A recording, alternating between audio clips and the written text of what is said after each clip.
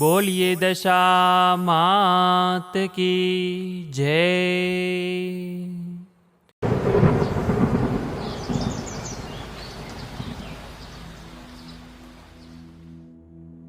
કર્ણાવતી નામના નગરનો રાજા કર્ણદેવ ખૂબ જ અહંકારી અને વિલાસી હતો. તેના અભિમાન અને ભોગવિલાસનો કોઈ પાર નહોતો. તેને કમલાવતી નામની એક ગુણવાન અને ચારિત્ર્યશીલ પત્ની હતી. તે જેટલી આસ્તિક એટલો જ કર્ણદેવ નાસ્તિક હતો. રાણી કમલાવતી કર્ણદેવને ઘણીવાર સમજાવતી કે અભિમાન સારી વસ્તુ નથી. માણસે ધર્મ કાર્યમાં પણ ધ્યાન આપવું જોઈએ. સુખ અને વૈભવ આજે છે, કાલે નથી. પરંતુ રાજા તો રાણીની આ સલાહ માનવાને બદલે ઉલટો વધુને વધુ બગડવા લાગ્યો. તે સુરા અને સુંદરીના મદ અને કેફમાં મસ્ત રહેવા લાગ્યો. એક દિવસ નિરાશ રાણી મહેલના ઝરૂખામાં ઊભી હતી. ત્યારે તેણે થોડે દૂર નદી કિનારે કેટલીક સ્ત્રીઓને ભેગી મળી કંઈક વ્રત કરતી જોઈ. તેણે દાસીને બોલાવી એ સ્ત્રીઓ શું કરતી હતી તે જાણી લાવવા મોકલી. થોડી વારે દાસી પાછી આવી અને રાણીને કહ્યું, રાણીજી, એ સ્ત્રીઓ દશામાનું વ્રત કરે છે. રાણી આશ્ચર્ય પામી. તેણે પૂછ્યું, એ વ્રત કેવી રીતે કરાય તે જાણી લાવી છે? હા, તેમણે કહ્યું કે અમે સૂતરના 10 તાતણા લઈ તેને કંકુથી રંગીએ છીએ અને તેની 10 ગાંઠો વાળીએ છીએ. વળી દશામાં માતાની માટીની મૂર્તિ બનાવી તેની પૂજા કરીએ છીએ. આ સાંભળી રાણીને પણ દશામાં વ્રત કરવાનું મન થયું. તેણે રાજાને વાત કરી. રાજાએ હાંસી ઉડાવતા કહ્યું, રાણી, આ વ્રત બધું ધતિંગ છે. આપણે શેની ખોટ છે તે આપણે આ વ્રતથી પૂરી કરવી છે. ધન, દોલત, કીર્તિ, સુખ, સાયબી, સંતતિ બધું જ આપણી પાસે છે, તો પછી તારે આ વ્રત કરવાની શી જરૂર? અને રાજાએ રાણીને દશામાનું વ્રત કરવાની સ્પષ્ટ ના પાડી દીધી. રાણી ઉદાસ થઈને ત્યાંથી જતી રહી. પરંતુ માતા દશામાં પોતાનું આવું ઘોર અપમાન થયેલું જોઈ ક્રોધિત થઈ ઉઠ્યા. તેમણે અભિમાની રાજાને પાઠ ભણાવવાનું નક્કી કર્યું. બીજા જ દિવસે સૂર્યોદય થતાં જ પડોશી દેશનો રાજા લશ્કર લઈ કર્ણાવતી ઉપર ચડી આવ્યો. આ એકાએક આક્રમણથી કર્ણદેવ હેબતાઈ ગયો અને લડાઈમાં હારી ગયો. પડોશી રાજાએ તેનું રાજપાટ ઝૂંટવી લીધું. જીવ બચાવવા રાજા રાણી અને 2 કુંવરોને લઈ નાસી છૂટ્યો. રસ્તામાં રાણીએ કહ્યું કે તમે મને દશામાં વ્રત કરવાની મનાઈ કરેલી, એથી માતાજીનો કોપ તમારા ઉપર ઉતર્યો. અને રાજાએ આ સાંભળીને રાણીને મારી. આમ ભૂખ, તરસ, થાક અને ત્રાસ વેઠતા વેઠતા રાજા, રાણી અને 2 કુંવરો એક વાડીમાં પહોંચ્યા. ત્યાં થાક ઉતારવા બેઠા ત્યાં તો એકાએક વાડીના બધા ફૂલ ઝાડ કરમાઈ ગયા. રાજા અને રાણી બંને કુંવરો આ જોઈને હબક ખાઈ ગયા. ત્યાં માળી આવી ચડ્યો. તેણે પણ આ દ્રશ્ય જોયું અને વિચારવા લાગ્યો કે માનો ન માનો પણ આ લોકો જરૂર અકર્મી લાગે છે, નહીતર હરીભરી લીલોતરી આ રીતે ક્ષણમાં સુખી ભટ્ટ થાય નહીં. એમને હળદૂત કરી કાઢી મૂક્યા. રાજા, રાણી અને બંને કુંવરો નિરાશ વદને ત્યાંથી આગળ ચાલવા લાગ્યા. થોડે દૂર ગયા પછી એક વાવ આવી. વાવ જોઈ બધાને પાણી પીવાનું મન થયું. કુંવરો તો ઝડપથી ચાલતા ચાલતા વાવના પગથિયા ઉતરવા લાગ્યા. પરંતુ વાવમાં ગયા તો બંને કુંવરો અદ્રશ્ય થઈ ગયા. રાજા, રાણી બંને કારમુકલ્પાંત કરી ઉઠ્યા. રાજાને હવે મનોમન પસ્તાવો થવા લાગ્યો કે જરૂર દશામાના ક્રોધનો જ તે શિકાર બન્યો છે. પહેલા રાજ ગયું અને હવે કુંવરો. રાજાએ રાણીને કહ્યું, રાણી, રડીશ નહીં. જેણે કુંવરો આપ્યા તેણે જ કુંવરો પાછા લઈ લીધા છે. રાજા અને રાણી આગળ ચાલ્યા.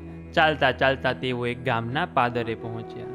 રાજા આનંદિત થઈ ઉઠ્યો અને કહ્યું, રાણી, આ તો મારી બહેનનું ગામ છે. ચાલ મારી બહેનને મળવા જઈએ. રાજાએ એક માણસને બોલાવી પોતાના આગમનનો સંદેશો આપવા બહેનને ત્યાં મોકલ્યો. બહેને પોતાના ભાઈ માટે પિત્તળના ઘડામાં સુખડી ભરીને મોકલાવી. એ ઘડામાં એક સોનાનું સાંકડું પણ મૂક્યું હતું. રાજાએ ઘડામાં જોયું તો સુખડીની જગ્યાએ કોલસા અને સાંકડાની જગ્યાએ ફૂફાડા મારતો કાળોતરો નાગ હતો.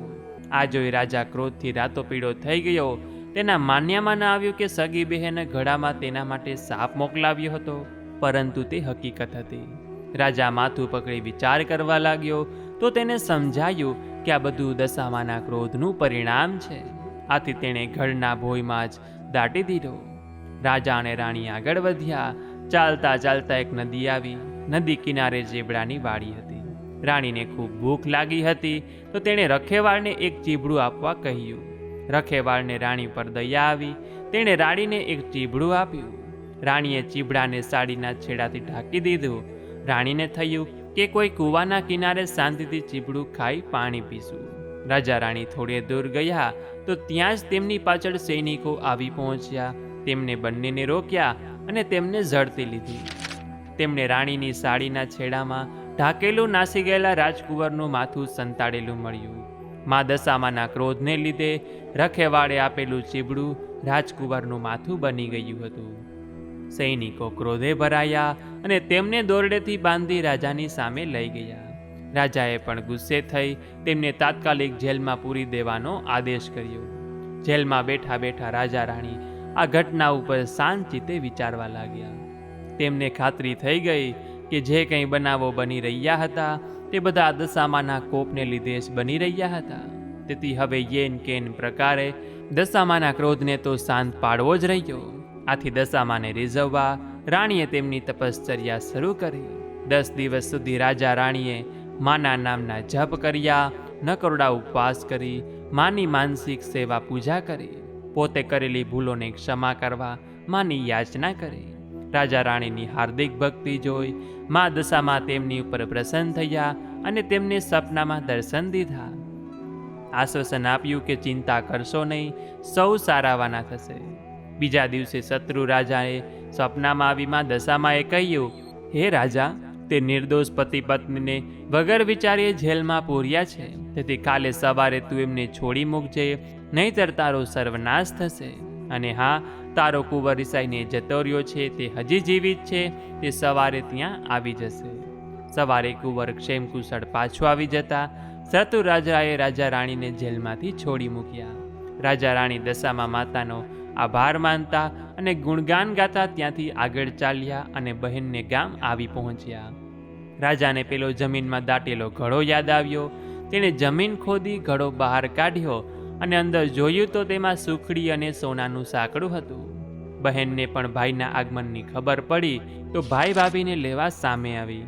થોડા દિવસ પોતાને ત્યાં રાખી બહેને બંનેની આગતા સ્વાગતા કરી. પછી રાજા રાણીએ બહેનની વિદાય લીધી અને આગળ ચાલ્યા. તેઓ પેલી વાવ પાસે આવી પહોંચ્યા કે જ્યાં તેમના બંને કુંવરો અદૃશ્ય થઈ ગયા હતા. વાવમાં ગયા તો એક ડોશીમાં તે બંને કુંવરોને લઈને તેમની રાહ જોતા ઊભા હતા. રાજાએ પૂછ્યું કે આ કુંવરો ક્યાંથી મળ્યા? જવાબમાં દશા માતાએ તેમનું અસલ સ્વરૂપ પ્રગટ કર્યું અને રાજા રાણીને આશીર્વાદ આપતા કહ્યું, હે રાજન, તારી રાણીની ભક્તિથી હું પ્રસન્ન થઈ છું. તેની ધર્મપરાયણતા અત્યંત પ્રશંસનીય છે. તું પણ હવે તો સુધરી ગયો છે. જા, તને તારું ઝૂંટવાઈ ગયેલું રાજ્ય પાછું મળશે. દશામાની કૃપાથી રાજા ગદગદ થઈ ગયો ને તેમના પગે પડી કહ્યું કે માં, તમે દયાળુ છો. તમારો મહિમા અપરંપાર છે. તમારી કસોટીમાંથી પાર ઉતરવું પામર માનવી માટે કઠિન છે. તેથી માં, સૌના ઉપર દયાની અમી દ્રષ્ટિ રાખજો. દશામાએ કહ્યું, હે રાજન, જે કોઈ દશામાનું વ્રત રાખશે તે મારી અમી દ્રષ્ટિને પાત્ર થશે. જે કંઈ પણ મારું અપમાન કરશે તે મારા ક્રોધનો ભોગ બનશે. અને દશામાં અદૃશ્ય થઈ ગયા. પછી રાજાએ પ્રજાનો સાથ લઈ શત્રુ રાજા સાથે લડાઈ કરી અને પોતાનું રાજ્ય પાછું મેળવ્યું. રાજાએ નિષ્ઠાથી મા દશામાનું મંદિર બંધાવ્યું અને પ્રજામાં તેમનો મહિમા વધાર્યો. માના પ્રતાપથી તેઓ સુખ શાંતિમાં જીવન પસાર કરવા લાગ્યા.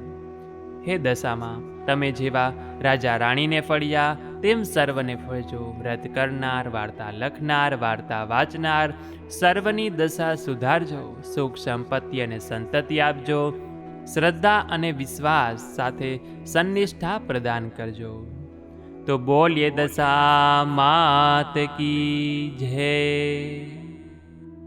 તો આ વિડીયો પસંદ આવ્યો હોય તો લાઈક કરજો, તમારા મિત્રોને મોકલજો.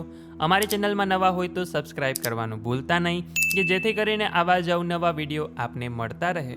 તો આ સાથે હવે મને રજા આપો. મળીશું ફરીથી એક નવા વિડીયોમાં. ત્યાં સુધી આપ સૌ લોકોને અમારી ચેનલના જય શ્રી કૃષ્ણ, જય દશામાં. મારી સાથે દશામાની વાર્તા કથા સાંભળવા બદલ આપ સૌ ભક્તોનો ખૂબ ખૂબ આભાર.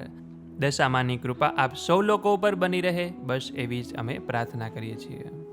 જય દશામાં.